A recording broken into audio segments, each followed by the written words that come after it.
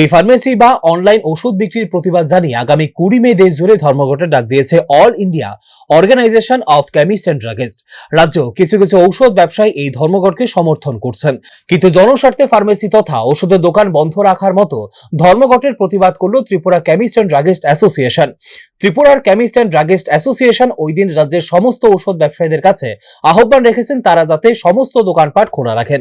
বুধবার সংগঠনের কার্যালয়ে এক সাংবাদিক সম্মেলন করে নেতৃত্বরা বলেন, ঔষধ ব্যবসায়ীরা মানুষের জীবন নিয়ে ব্যবসা করেন, তাই কোনোভাবেই তারা ধর্মঘটে সামিল হতে পারেন না। তারা আরো বলেন, রাজ্য এবং দেশে হোলসেল ঔষধ ব্যবসায়ীরা ধর্মঘটে সামিল হলেও খুচরা ঔষধ ব্যবসায়ীরা কোনোদিনই ধর্মঘটে সামিল হননি।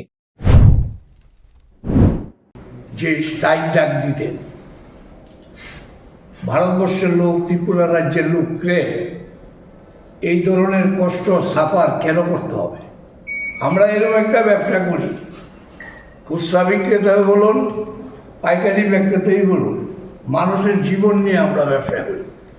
আমরা কোনোদিন ত্রিপুরা রাজ্য কেন ভারতবর্ষে বন্ধ হয় নাই, বন্ধ হলে হোলসেলারের মধ্যে হয়েছে, কিন্তু রিটেল ব্যবসারা, খুচরো বিক্রেতারা যদি বয়কট করে সাধারণ পাবলিকের অবস্থা কি হবে?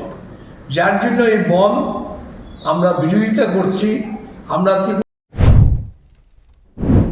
আগামী 20 মে তারিখে রাজ্যের সমস্ত খুচরো এবং পাইকারি ঔষধের দোকান খোলা রাখার আহ্বান রেখেছেন ত্রিপুরা কেমিস্ট অ্যান্ড ড্রাগিস্ট অ্যাসোসিয়েশনের নেতৃবৃন্দ।